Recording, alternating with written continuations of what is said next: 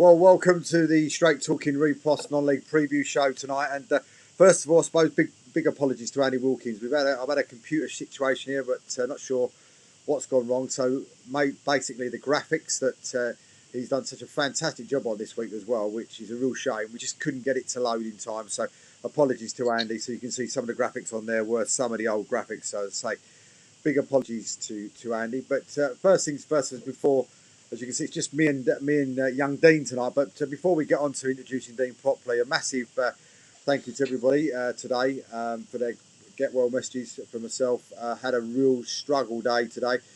After 5 years, had a horrific panic attack today, and so struggling with that at the moment. But a little bit tired, but we're here for you, and that's what it's all about. It's not about me. It's about being here for you guys and promoting our wonderful league. And as I said, of course, with me today is Dean. So welcome, Dean. How are you? Yeah, very good, thank you. And of course, unfortunately, one Dean's at Wembley tonight, and the other, and Paul, of course, is with the kids tonight. So unfortunately, they're not with us tonight. But if there is anybody out there that is North based in the Bostik League, and they know quite a lot about the Bostik North, well, give us a shout, and maybe you want to join us on Paul's off weeks. Paul's going to be coming on maybe once a month or so now, and because of commitments. So if there's anybody out there that wants to come and take Paul's place and basically come along and talk everything Bostik North, then fantastic. That'll be great. But I said before we start going through the games, Dean, I mean, a great week for Kent football, and of course with the semi-final with the Vars, and I think you were there, weren't you? Yeah, very much so. So we had two of our Step 5 Southern Counties East Football League teams in the FA Vars semi-finals, Cray Valley and Canterbury City. First leg was on Sunday. I went to the game. That was at Cray Valley.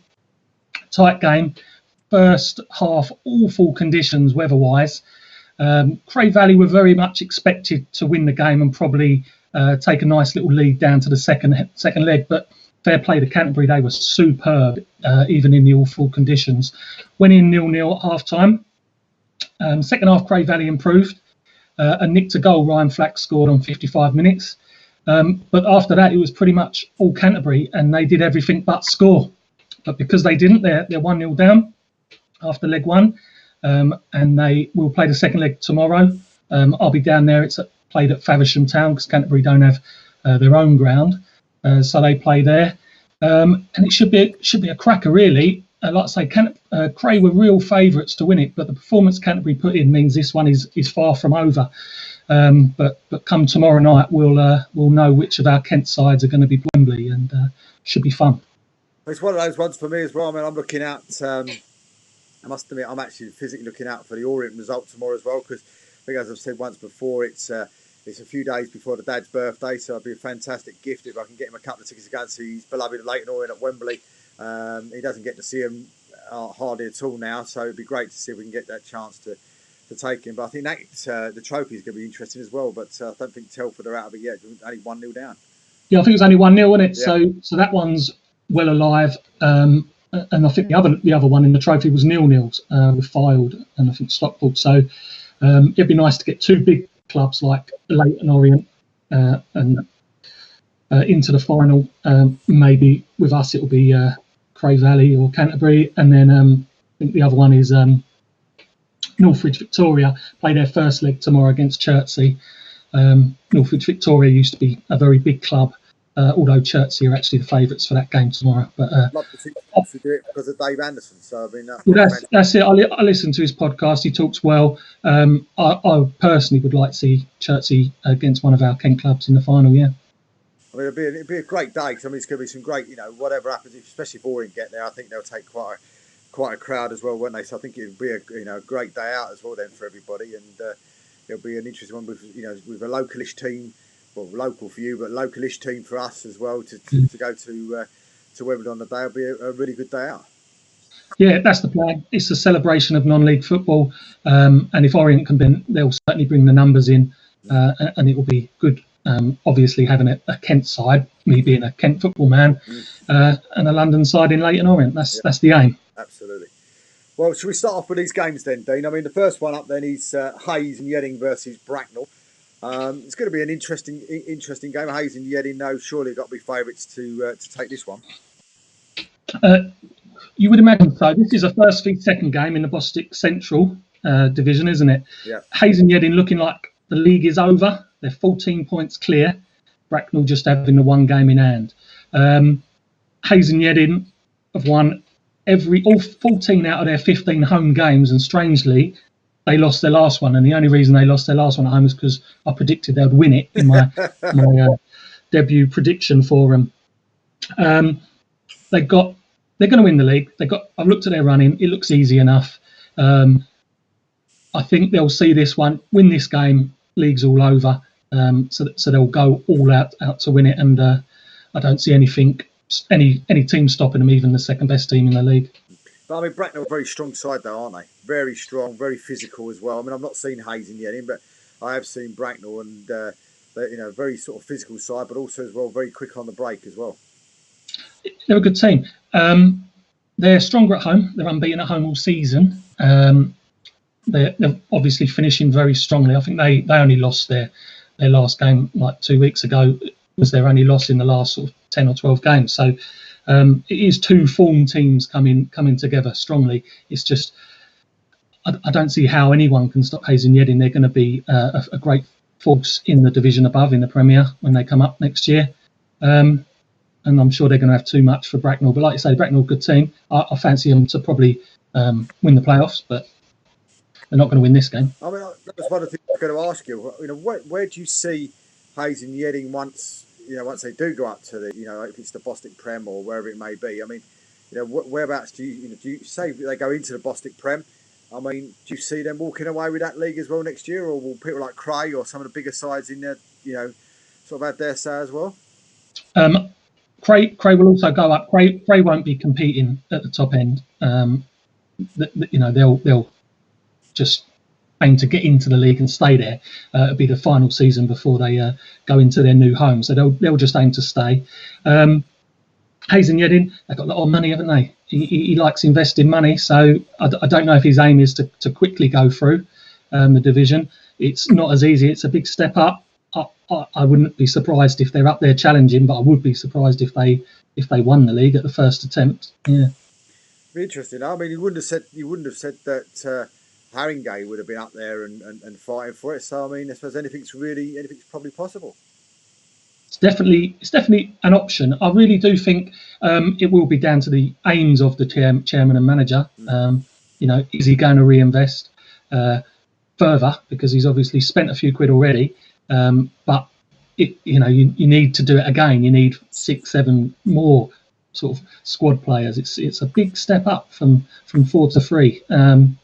And which league they would go in as well would be interesting. But they'll be in the mix, I would imagine, in whichever Step 3 league they go into. Do you see them going into the bottom now, or do you see them going somewhere else? Mate,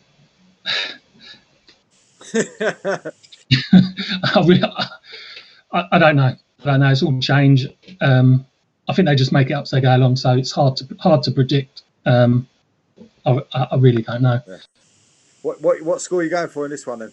Right, so I am going to go for a Hayes and Yedding win. They're at home. They'll win 3-1. 3-1. Well, I've gone 2-0, and we'll put Paul's scores up later on. I know he has texted them through to me, but I've got a sneaky suspicion maybe a 2-0. But a massive 6-pointer down the bottom, and maybe one that the team that we've adopted, Molesley, will be keeping a very, very close eye on, and hoping for an Egham win. But it's Egham against South Park. I mean, it's going to be an interesting one, and I suppose for Molesley's sake, we're hoping that Egham might win this one.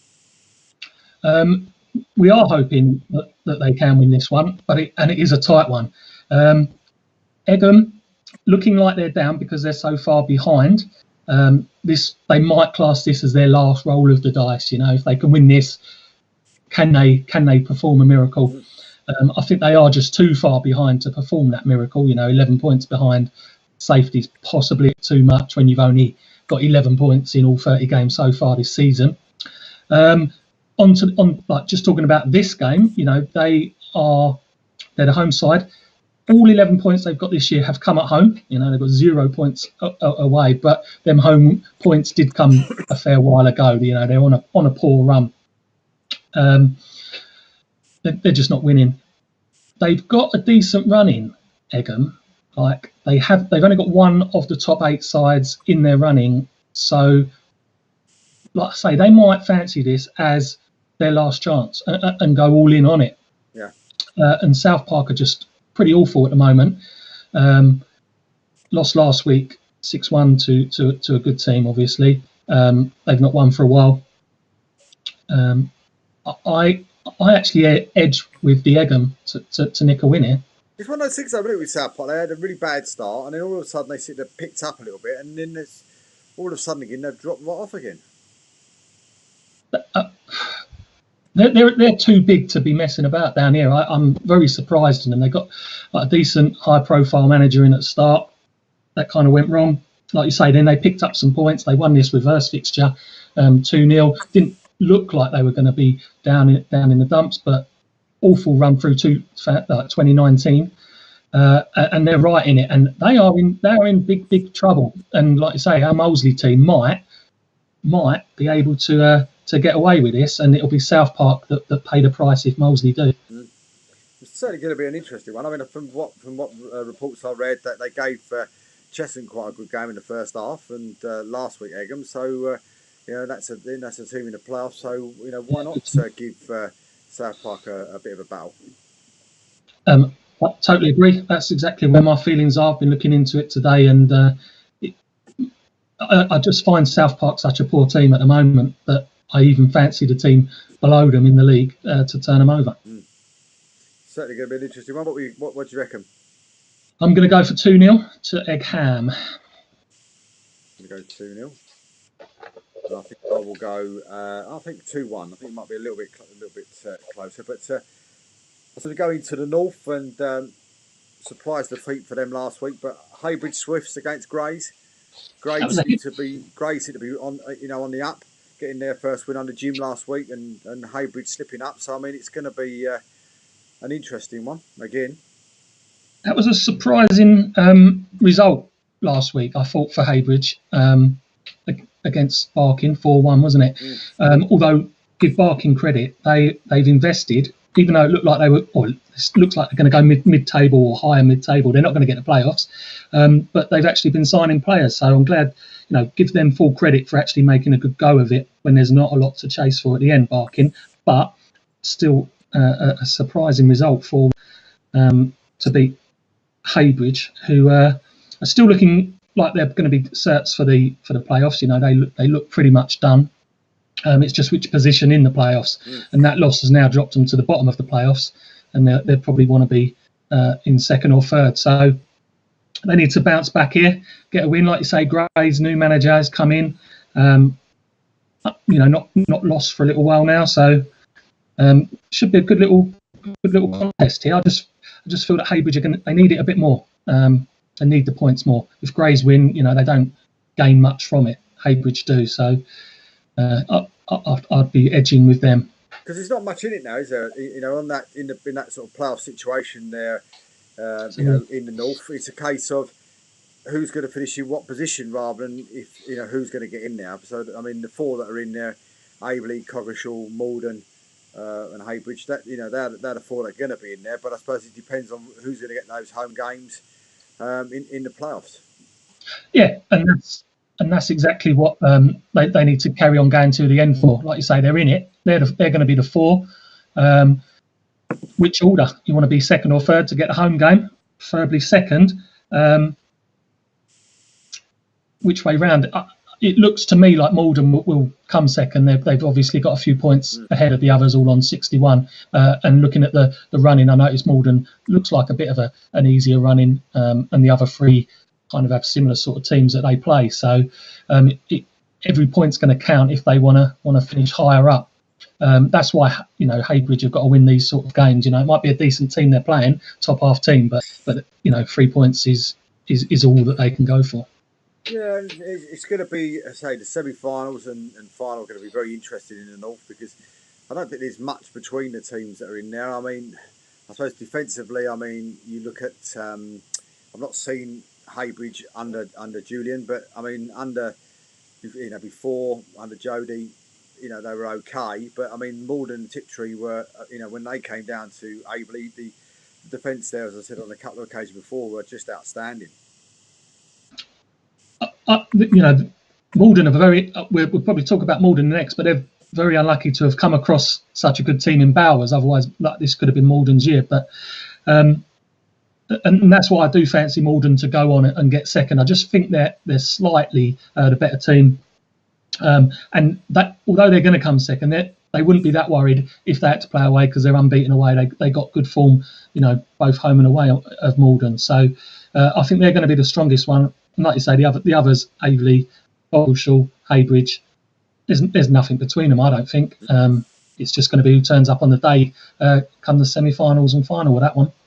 Yeah, I think it's going to, as you say, I think it's just going to be a really interesting run-in. I think definitely going to be an interesting run-in to see who gets what position. I think it could be telling because, of course, there's a 3G service involved in that as well. So it could be an interesting one to see whether or not, Aveley get the home advantage in the games to come. But I mean, Gray's under Jim. I mean, great for him to get a good win last time out and get his first win. And he's picked up some good players. He's got some good run going. But I was quite surprised to see him get rid of. Well, I don't know if he got rid of him or if he left of his own accord. But losing Kieran Bishop, and he's gone down to Walthamstow. Yeah, and there's another player's left today, gone to Greenwich. So, I mean, some players they just don't get on with the manager. Maybe it's that, or there's a better opportunity somewhere else, or the manager fancies someone in that position, or whatever. Whenever a manager comes in, there is movement of players, and that must be what's happened. Like you said, what a good win that was last week. AFC Sudbury can, on their last sort of chances to try and catch up with the playoffs, and Grays have turned them over and ended any hope of that. So he's certainly doing a good job, and he'll be shaping a squad ready to compete next year. It wouldn't surprise me if Grays are up there next year, and he'll be shaping that now so that they can sort of hit it running next season. It'll certainly be interesting. I think they'll be the team to look out for next year under Jim. I think I think possibly if you finish above Grays next year, you might win the league next year. Yeah, I could well agree. That would be my early pick as well. So what we going for then? Julian against Jim. I mean, where are we going for the points on Saturday? We're going for a home win. Mm-hmm. I haven't written it down. That's why I'm writing it down now. But we're going for 2-1. Okay, and I'm going to actually go 2-1 the opposite way.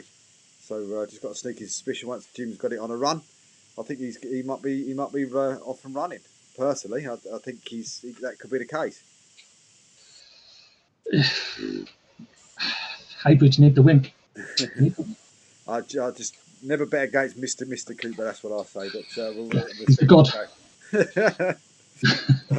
Romford against Malden is the other game. I mean, we spoke to Paul on Monday, and he didn't sound to me to be very confident at this present minute in time of actually getting out of it. But I mean, what's your thoughts? Do you think they will get out of it, or is it going to be a bit of a struggle now for them to actually get out of it? They won't get out of it. It's too much to do. Their running's tricky. I saw your show Monday. I called up with that, and it didn't sound overconfident, like you said. Unfortunately, that's it for Romford. They're going to be gone from this division. I'll say it's a tricky run-in, and there's not many trickier games than a game at home to a Malden Tiptree team that haven't even lost an away game all season. So this I actually worry for him in this game. I think this could be one of them cricket scores. Okay. Interesting. As I said to Paul on Monday night, I'll never sort of like believe they're down until they're down. It's just something about them. You just don't feel that they're down, and they've just got something about them. And he seems to pull something out every single year. As you said, could it be this year that's the they do go possibly, but I don't know. I just got this feeling for them that that they still may get out of trouble. I know you like them, and you kind of, they sound like they're too big a team and too historically too much to go down, but that gap is just too much. It's just too much to catch up. I mean, they're at home they need to pretty much start winning now, and they can't win this game. I mean, the home form is reasonable. It's what's the home form is actually mid-table kind of form, but most of that came early in the season, and this is just a bridge too far. Firstly, this game, and then the season, and I do worry that the hiding that they could get tomorrow, that's the end of it. But then again, on that side of it, then, say for instance they do pull a rabbit out of the hat and beat Malden, could that be the uplift that they need to go? 100%. Yeah, 100%. I mean, and that's what they're going to go into it thinking, isn't it? Let's give it one last go, and then if they did perform like the miracle and get a win tomorrow, then they'd use that as building blocks to go on. And that's the way they've got to attack it. They have to go for it, but too tricky a prospect tomorrow to do that, I'm afraid. You're not confident then, no? Far from it. So go on then, what cricket score are you going to give me? I'm going to just keep it low and go 5-1. To Romford, yeah? No. 1-5.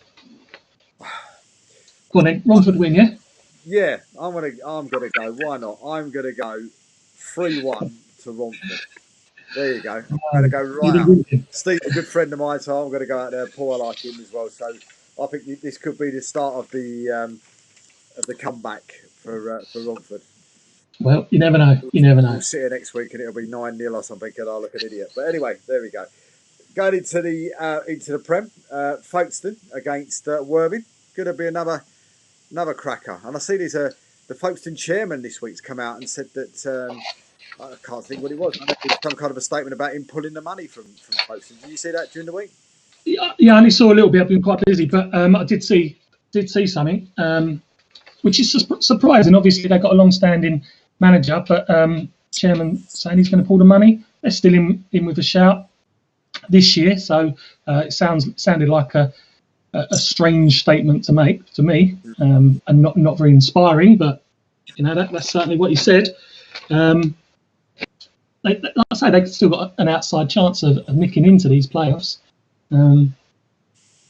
So why would you give up this early? I think it's tough game tomorrow. I don't know. I might be getting muddled up with, was it Herne Bay or something like that as well, where they were also talking about social media influences or something. Yeah, that was Herne Bay. Yeah, that's another long story of craziness and the team reacting to social media posts, which was madness.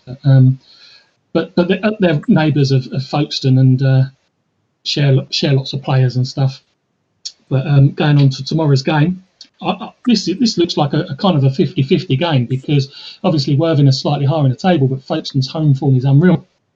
Folkestone have won 13 out of 14 of their home games, and the only home game they didn't win was a crazy 2-2 draw with Wingate and Finchley, where 4 goals were scored in the last minute. Other than that, they've won all their home games. Their away form stopped them from getting in the playoffs, and it's Worthing that are just about in the playoffs. They're on a decent run, Worthing. However, what I have noticed is that the wins that they have got in this decent run, like they're unbeaten in 8 with 4 wins, 4 draws, but the 4 wins have been against teams lower than 16th. So, can you count them? They're not beating the top teams, and Folkestone's a top team. So, a bit of a tough one to call this one for sure. Well, they've got a very young side as well, though, haven't they? Coming in there, so they've got, I suppose they're getting more and more experience as every week goes by. But Worthing were one of those ones after last year. I think that quite a lot of people expected to be quite high up in the league. Yeah, they're a decent team. They could well do it. They could well get stay. They're in the playoffs now. They could stay in there, but there is a core of like 4 or 5 teams that want their place. So they can't lose any ground. They need to be taking 4 out of 6 points at least. Every 2 games. until the end now, because they're the ones that are bottom of the playoffs. And like I say, there's 4 or 5 just on their shoulder trying to sneak in. It's going to be an interesting one. I mean, people always say you don't want to go to Folkestone, because if you go to Folkestone and have a little bit of an off day, you end up getting absolutely annihilated. So, do you see it big score tomorrow, or do you see it being really close? No, I see it being really close. No one likes to go Folkestone. I mean, you think they're right on the tip, of the country, basically. I know it might be nearer for me, but for some of these clubs, it's a long journey, and I think that plays a little bit into their advantage. That people do. 3/4 of the teams that play them have got such a long journey there, and nobody fancies it, and probably players pull out and everything. So all of that helps, but also they've got an experienced manager who's managed to kind of build the fortress there, and their home form is what's seeing them through. I do see it tight.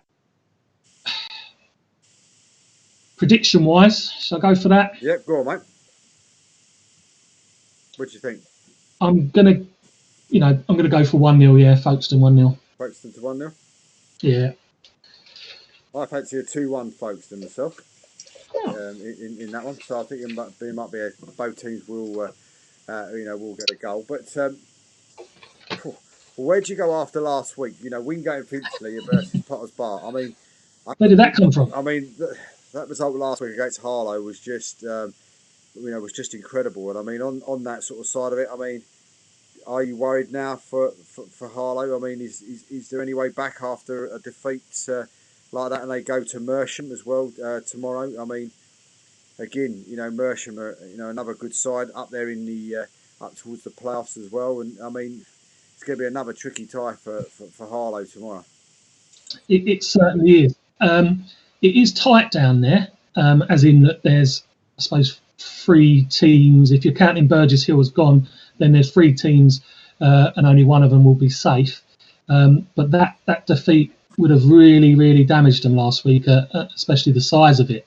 And like you say, they've got a tough game tomorrow. I've looked at their running, and it is tough as well. It's the toughest out of like the 4 sides down the bottom, in my view. So after the damage they got last week, I fear for them. I think that'll be them gone, basically. A lot of unrest with the loyal fans as well in that in the club as well. I see another couple of posts from Jake and a few of the others. Some of them are now going to be staying away. I mean, it's you don't need that, do you?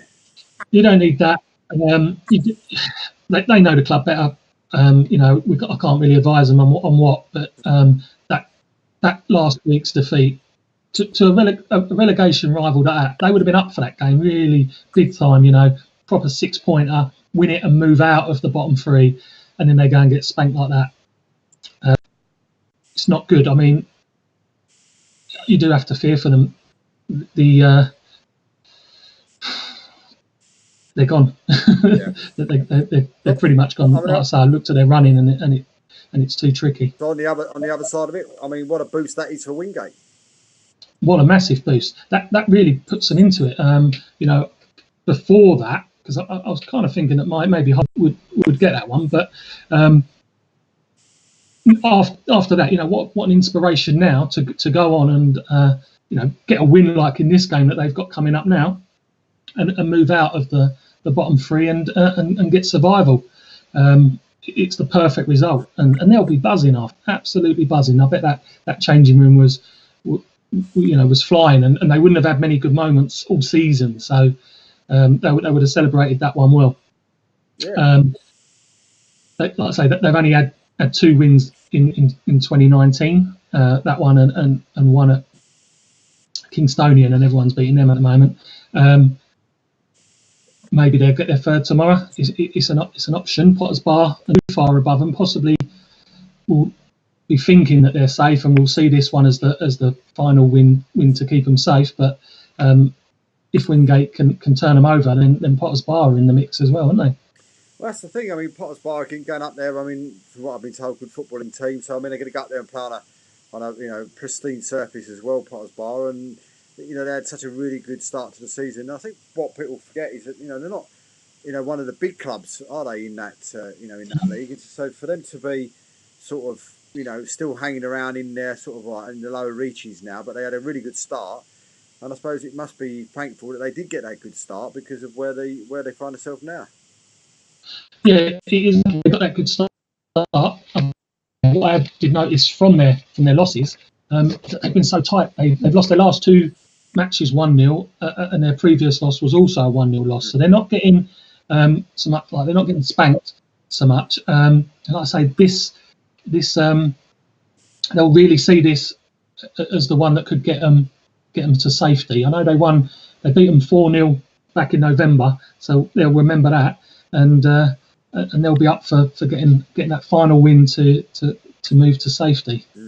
Well, I'm just looking, changing the subject a bit. I'm just looking over the top of my computer screen, and I did hear that there was supposed to be loads and loads of, supposed to be full house tonight at Wembley tonight, and well, it looks 3/4 empty to me, and it's only 9 minutes supposedly till kick-off. So I mean, they better start getting the seats quick. Yeah, I could see it as well. It does look like a lot of red there. Is Dean there? Can you see him? No, I can't see him anywhere. He's probably in the bar. Prawn sandwiches he's having, I can tell. Yeah, talking of poor gates and linking it back, Wingate and Finchley, they got the worst home attendance out of everyone in the league. They're only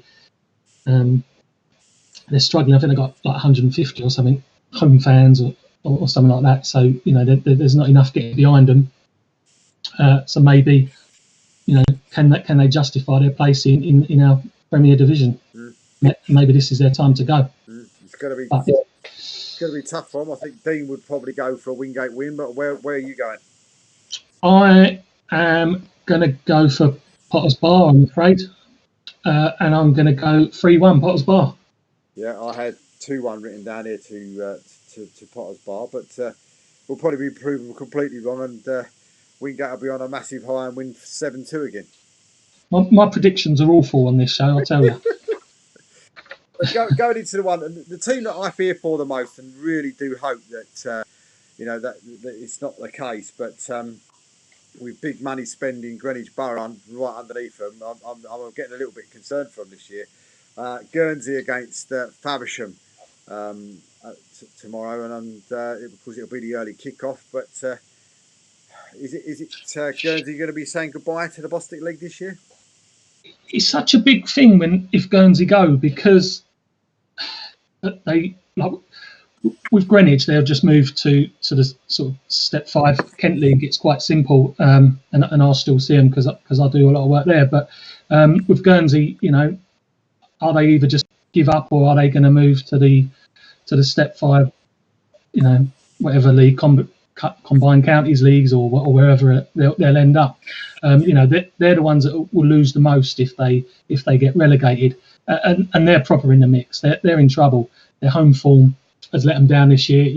In years gone by, it's been what saved them, and the away form has been worse. But their home form's let them down, just 10 points. They're up against Faversham tomorrow, who are also down there. That's why we picked this game, because it's 18th versus 7th. Fortunately for both teams, they're only competing kind of for one drop, one place in the drop zone because of what happened with Thamesmead. Faversham are only 3 points ahead of them, and Guernsey do have a game in hand. So if Guernsey can turn them over, draw level on points, and have the game in hand, they'll fancy staying away from Greenwich, who are further back than that. If I've looked at the run-ins, as I keep saying, but Greenwich probably have the hardest running of the lot, which is lucky for Guernsey and Faversham. And they're obviously 3 and 6 points behind them already, so they're playing catch-up. So where I know Keith's been confident because we know the manager and he's made some great signings, and he's got another player in today, but it's a lot of catching up for Greenwich to do, and I think I've resigned myself today to the fact that they might not get out of the bottom 2 and they'll go down. But if they do pull on a run, it's these 2 teams that are playing tomorrow that need to get a win. Would a Herne Bay situation come into effect though? Say that again, I missed it. Would Herne Bay, if the guy doesn't pull everything out of Herne Bay, would that cause, could that save either Guernsey, Faversham, or Greenwich? Yeah, absolutely. Herne Bay, they sold their top striker, or he left them and went to Maidstone. up at step one and has scored already, Jake Embry, and his dad is manager of Herne Bay.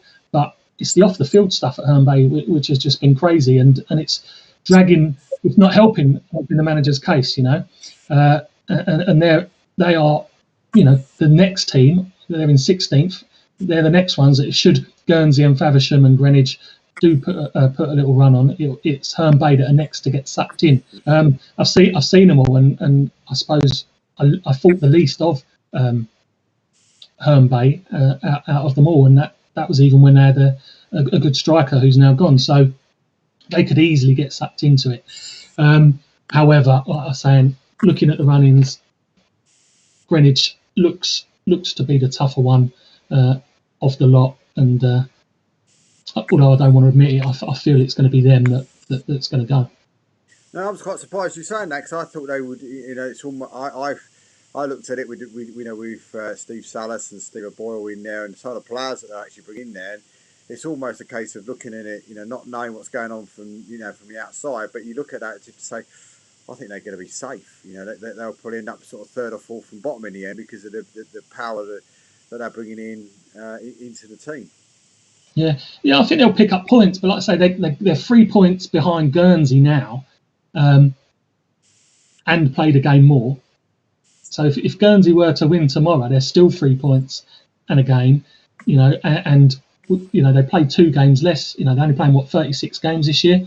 So after tomorrow, there's only 5 games left. So it is tricky. They need to pretty much win, including tomorrow's game. 6 games left. They probably need to win 4 out of them 6 to be safe. So that's a tough ask. That's another interesting fact that you just brought up there about them having, of course, 2 less games to play because of Thamesmead. But there might be teams going into the playoffs that might have a week off or 2 weeks off before they actually get into the playoffs because of the Thamesmead effect. Yeah, absolutely. If they were drawn to play Thamesmead, at that time, then that's either misfortune or fortune if you've got injured players and you can rest them all. What can you do? It was not very good. No one was a winner, unless you're the former chairman. That's another story. So yeah, the Thamesmead thing is heavily affected this division. There weren't enough games anyway. I know Keith and all the managers that I know were moaning about it's just Saturday. Well, now for some teams, sometimes it's Saturday and then you play Thamesmead, which is no game, and you've got 2 weeks without a game. So that's even worse. And the amount of friendlies I keep seeing people asking for, it is crazy. So the changing down to 20 teams and then losing one has really affected the South East division this year. But do you not think that's made, neither of us being managers in the Boston League, but I mean, do you see that's been a bit of a farce this year? To the fact that, last year and the years previous, all the managers were moaning too many games. They cut it down by 2 teams or whatever it is in these, step sort of 4 divisions, and now everybody's going, not enough games. I mean, where did the FA go with it? It's either one thing or the other, isn't it? They just don't seem to be a level playing field straight down the middle. You either got no games or too many. You're right, and I think not being a manager, it doesn't necessarily bother me too much, but all the managers that I know are all moaning about it. So it must be a problem, especially if you're out the cups. But like you think back to last year when you had teams like Heybridge Swifts that had gone through all the cups, they had too many games at this time of year to fit in. So they would have been begging for the less games last year. But teams that are out of all the cups, which is most of them now, are just bored and just playing Saturday. And like I say, with Thamesmead, they might not even be playing on a Saturday. So what can you do? They had to cut it back, and it's gone wrong. Would it not have been a clever idea for them to sort of like put heads together with the county FAs and also with the leagues as well, and said, look, we've got all the FA Cup games, we've got the FA Trophy games. Let's start, say, like the county cups a month, 2 months later than what you'd normally do them.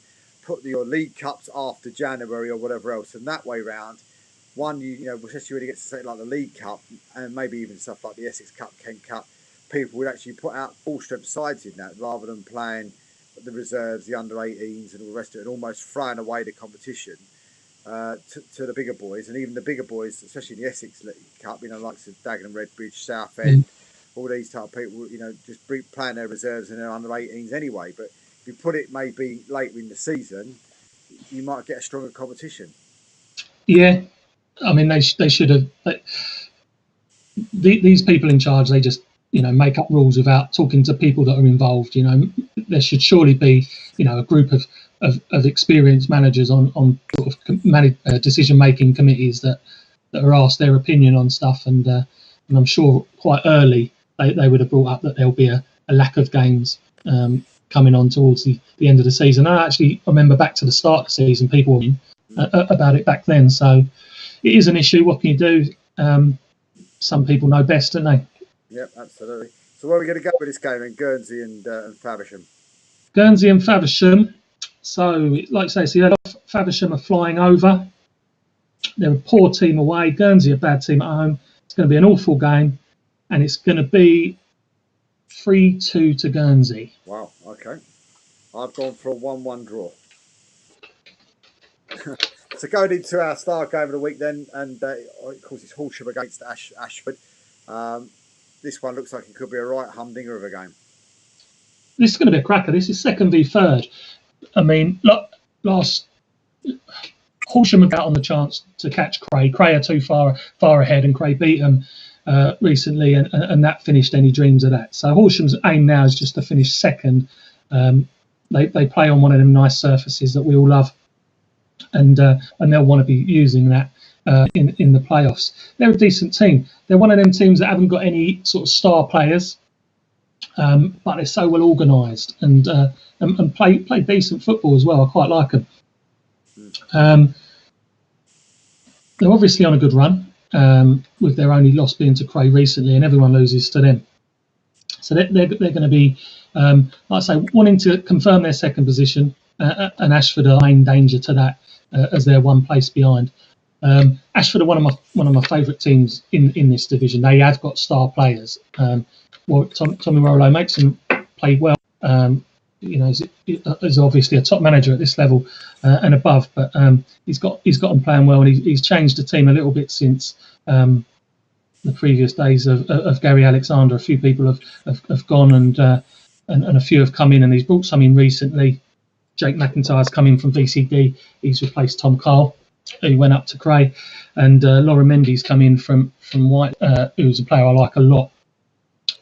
So that's strengthened, and I think they've got possibly one of the best player, if not the best player in the league, in Sam Corn, running their midfield, scoring bundles of goals, box to box, proper sort of Frank Lampard type player.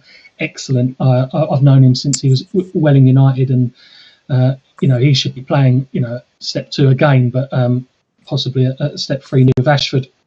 And up front, they got Danny Parish scoring the goals. They got him in from Thamesmead. He followed Warlow, and he's attracting a bit of attention. And it'd be tough to keep hold of him, I would say, unless they go up. He probably he might move on. This is a 50-50 one. I don't even at this second. I wouldn't know really which way to sway to go on it. Do you know anything about him?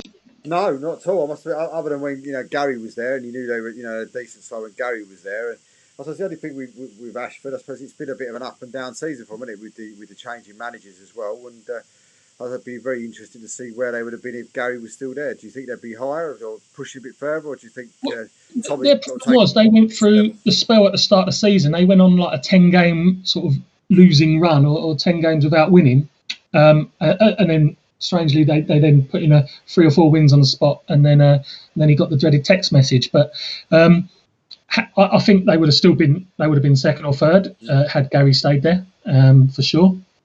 But then you could say, well, what if Warlow had been there from the start? Would they have been challenging Cray? You don't know. But Ashford are huge in Kent kind of football. They're huge, like as in their support is massive. That they definitely could represent Kent at the next level up. But financially, that with that big crowd, they could possibly do it. It's a 3G battle. This one, both teams playing on it. I say it's proper 50-50, 51. What is important for me is when you look at the games to come. Although both these teams are safe for the playoffs, playoffs in the Bostik Southeast are pretty much settled.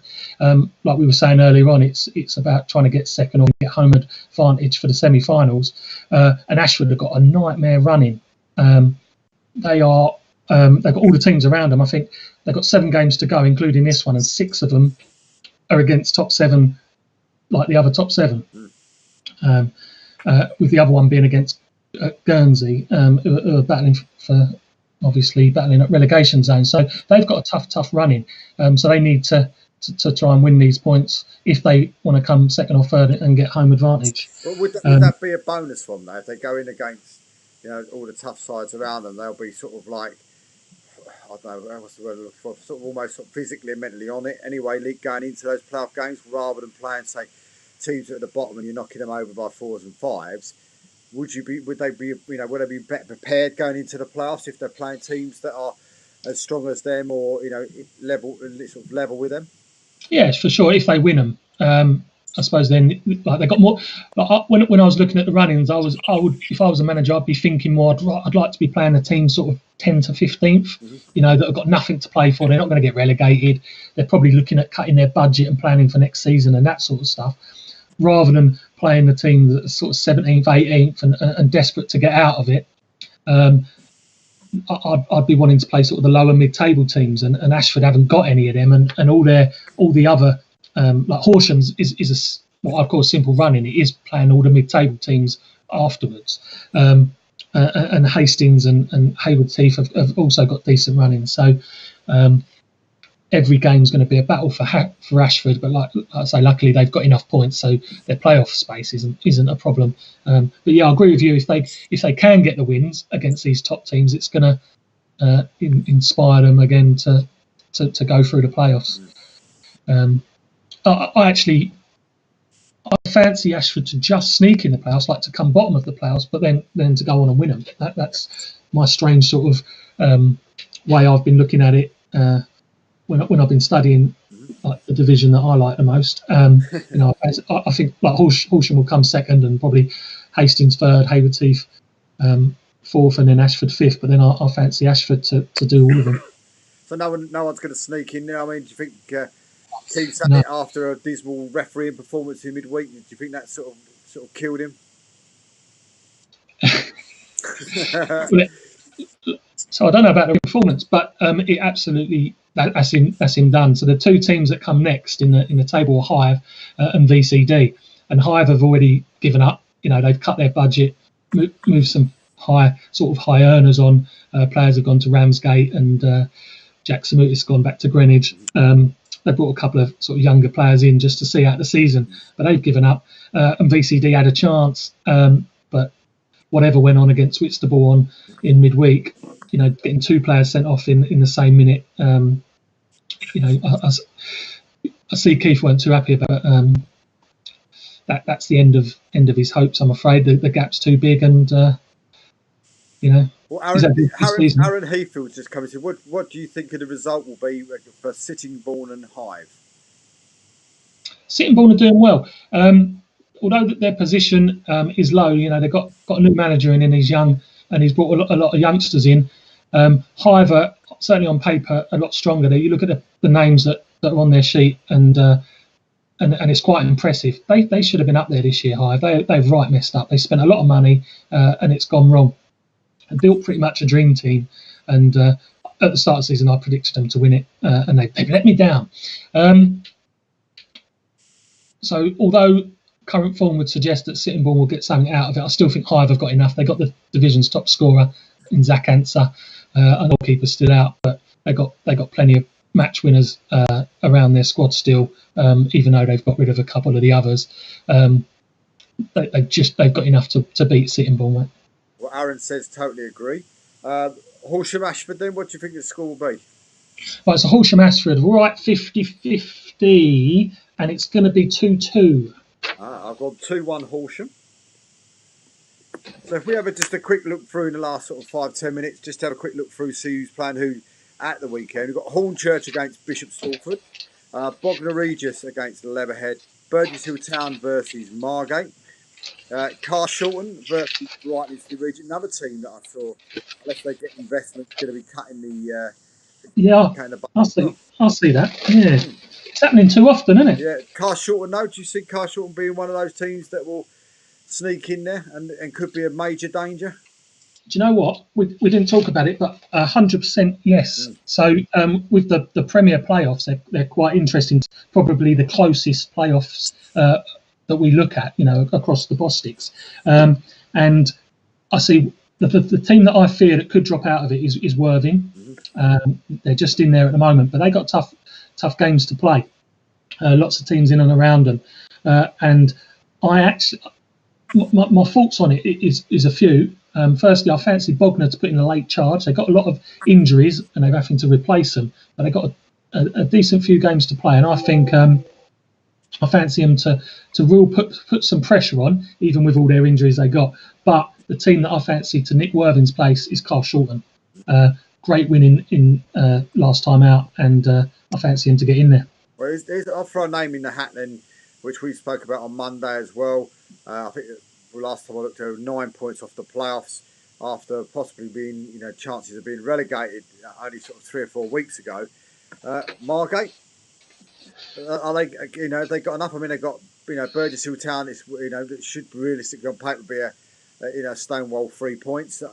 Jay Saunders has really got a motor in. So I mean, is there that chance that they could sneak in there? It's too much to do now for me, but what a job he has done in there. Oh, my days. I couldn't believe it when he went there. It sounded to be true. And what a job. They was in trouble, and he's turned it right round. Shows you what, what a good manager with good contacts can do. And, had he got there a month earlier, they would be knocking on the door. I'm over the moon because I like Margate and I like Jay. So that's real good. For me, I don't think they're going to get any higher. But next season, what does he do? Does he take a bigger job? Does he move up? Because I'm sure he'll get offers at step 1, step 2. Does he do that, or does he go with a Margate project and try and drag them through? That's a big question for him. I know they'll be wanting him to stay and everything and offering him it, but he's going to have some bigger clubs knocking on his door and ringing on his phone for sure. Well, we've got Crimpton Casuals versus Dorking Wanderers. We've got Haringey Borough versus Enfield Town, local derby, and that's another sort of humdinger. Sort of Enfield sort of flattering to deceive, still sticking outside the playoffs. So again, that could be an interesting one. Lewis versus Kingstonian.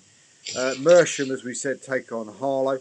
Whitehawk take on Tonbridge Angels in the Prem. In the North, it's Sudbury versus Whittam. And as we speak, Dereham Town, who are on some run, they're playing tonight against Bury Town. They're winning 1-0. Averley against Mildenhall Town. Bowes and Pitsea versus Barking. Coggeshall Town versus Basildon United. Felixstowe Wharton versus Brentwood Town.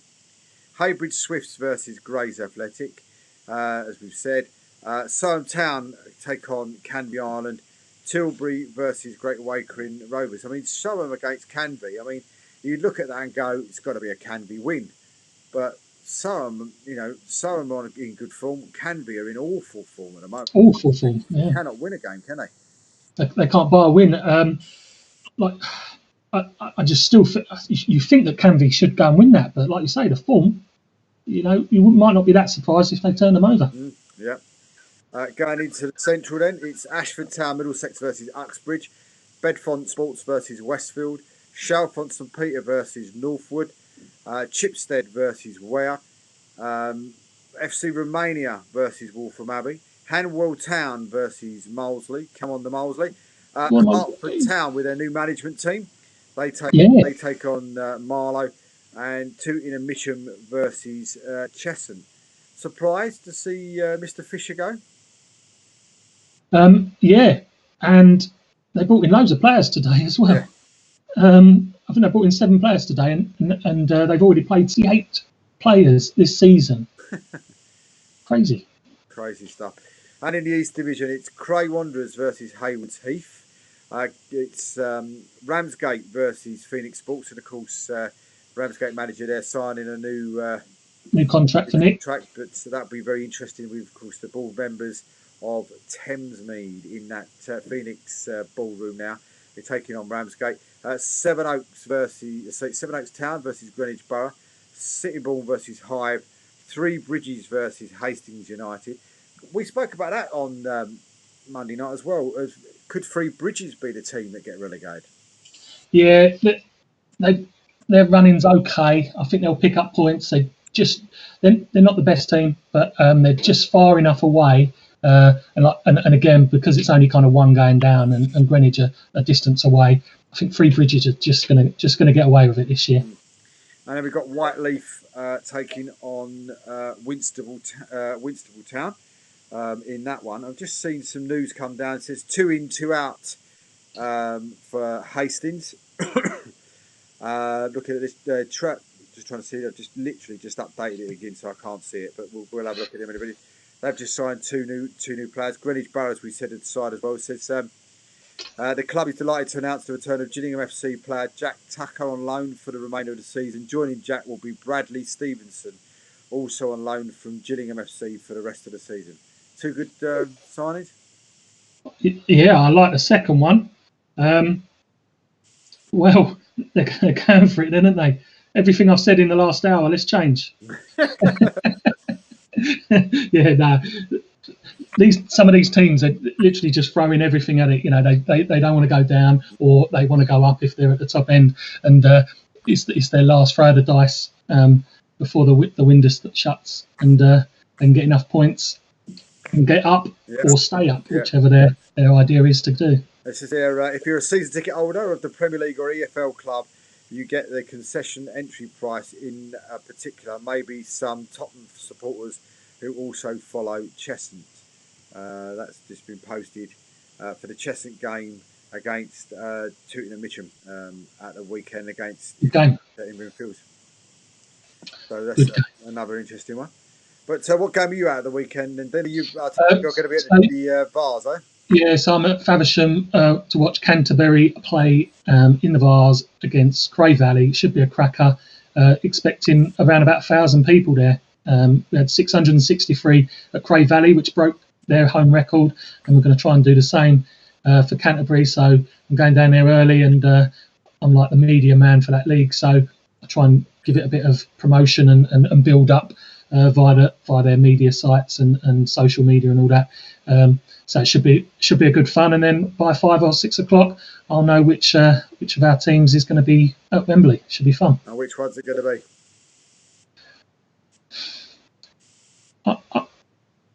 It's tricky, you know. I spent all Monday night with both managers. We was on Radio Kent, and you know, there's such nice people. Once you get connected to them, you don't want to see one of them lose. So it's real tricky. But you know, Cray have got a 1-0 lead. They've won 13 out of 15 games away from home.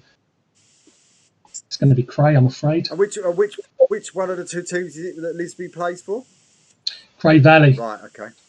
Yeah, he's the man. Although Canterbury kept him quiet the other night, his family weren't quiet. I was standing next to him; they go crazy. But he didn't have a sniff.